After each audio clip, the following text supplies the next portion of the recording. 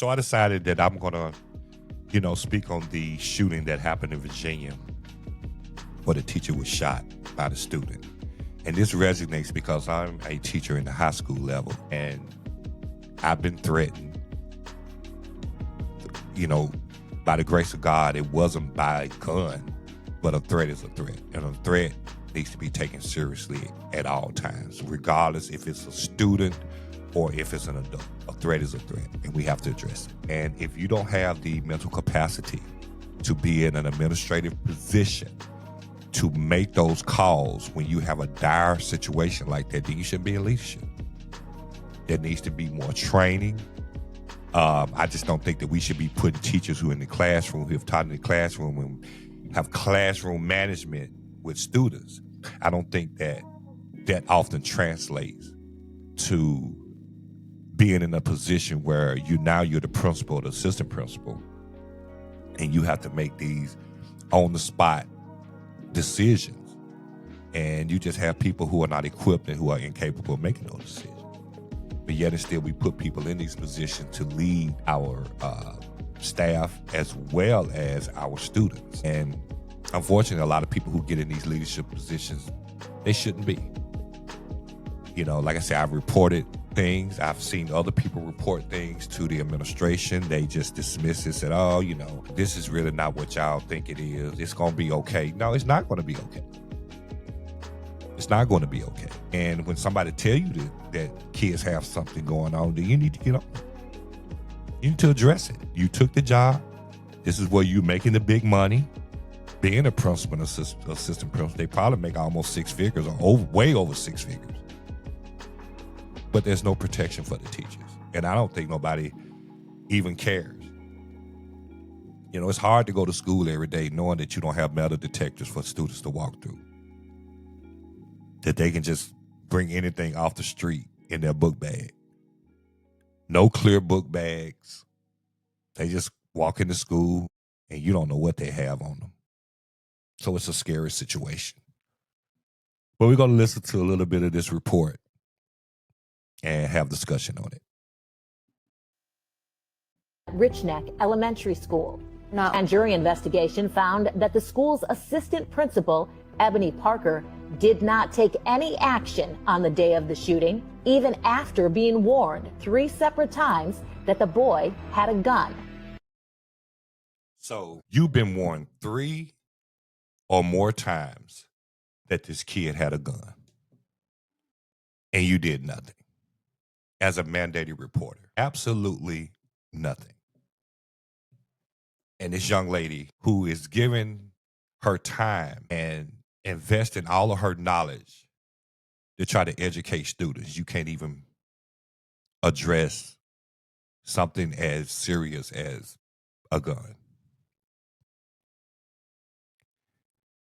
The behavior is beyond reproach.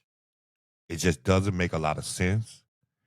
And we have to stop hiring these people in these administrative and leadership roles who do not understand how to implement directives when you have a crisis, who are unable or incapable of making a decision when there's a severe crisis such as this one. But we got to get back to the meat and potatoes. No metal detectors in the classroom? I mean, in the school systems? I work in the school system. We have no metal detector. Students could just walk in there and they could just shoot the school up.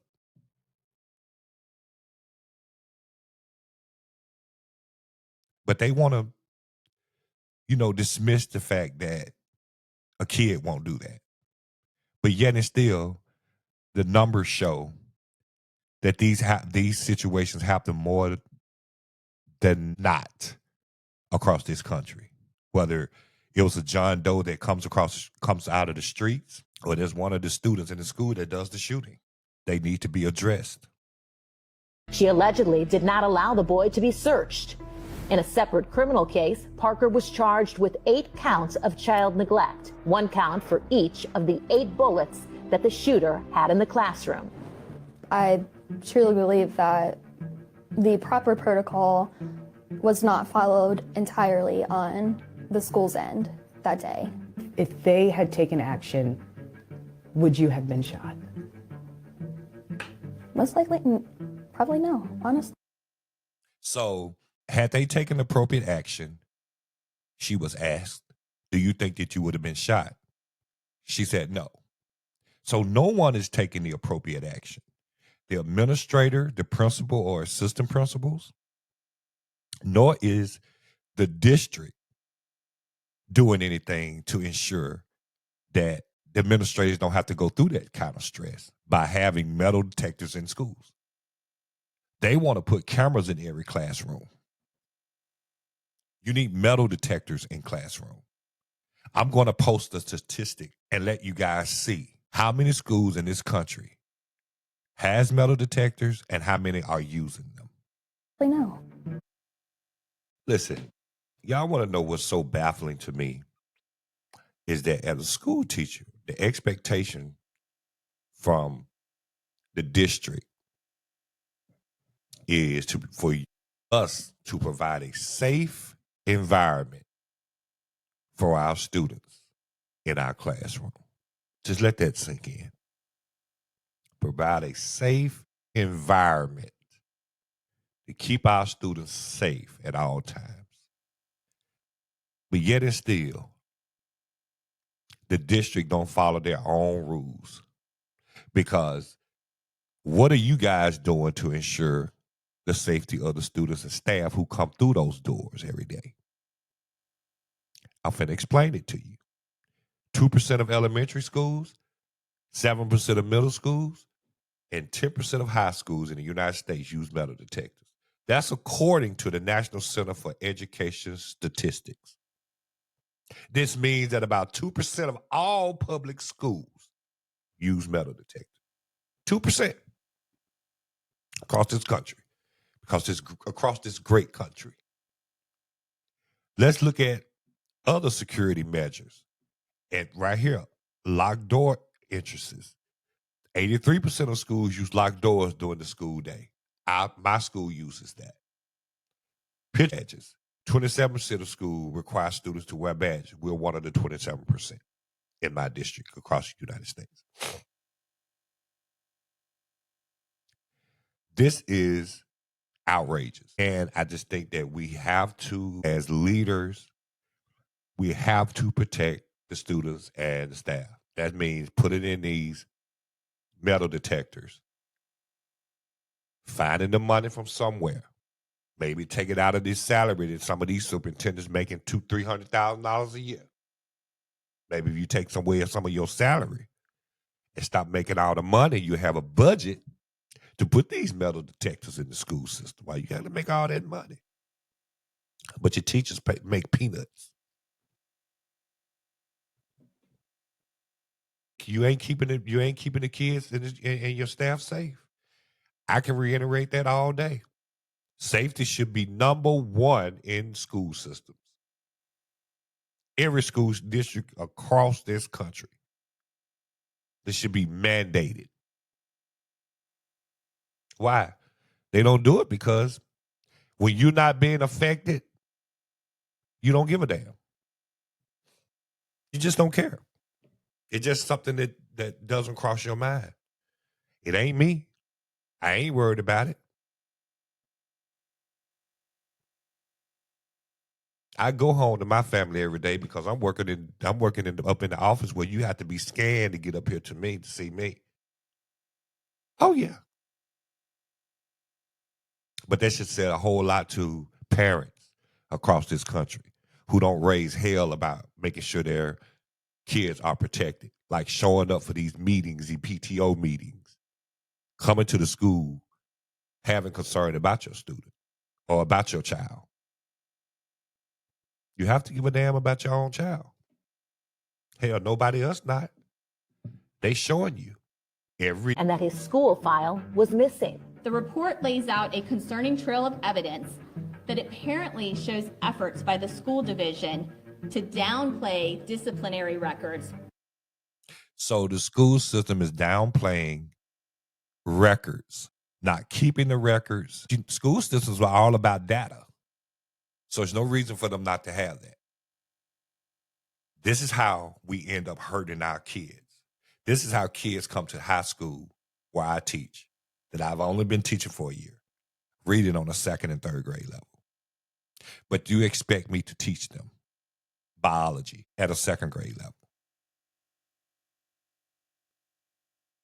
Because these kids slip through the cracks. They don't slip through the cracks, we just ignore them. The administration ignores it. So we just keep kicking the can down the road until we can get the kid out of school. It's egregious, repugnant, and wow, it's just shameful. And it's also shameful that the fact that the parents of the kids, y'all have to want better too for your own children. And stop putting the onus on the teachers that your kid can't learn or your kid can't develop. It's up to you guys. It takes a collaborative effort in order to get our kids to the point where they need to be. Let's just be honest. Prior to the shooting even taking place, and then hide them afterwards. The 6-year-old boy was not charged, but his mother was charged with child neglect, illegally obtaining and recklessly leaving a firearm, endangering a child. She pleaded guilty and was sentenced to serve 2 years in prison. Yeah, she needed 2 years in prison because she's an idiot. In this civil case, the Newport News School Division previously argued that Zwerner's injuries could be covered under workers' compensation, but that argument was dismissed. If Parker is found to be negligent, the judgment is expected to be paid by a statewide insurance pool. Ultimately, the jury is going to decide what happens here, and we're excited to be able to bring this case to light and allow them to make that decision. Just a sad situation all the way around for everybody. No one wins in this, unfortunate incident. Unfortunately, though, there will be many more until we address the issue of safety in our schools. If we're not going to address the guns and take the guns off the streets, then at least at minimum, address public schools safety. That's the number one concern for me. And we have to stop being as if we don't know what's going on, because we do know what's going on. Hey, y'all have a good day. And don't mess nobody else's up if you can't have one.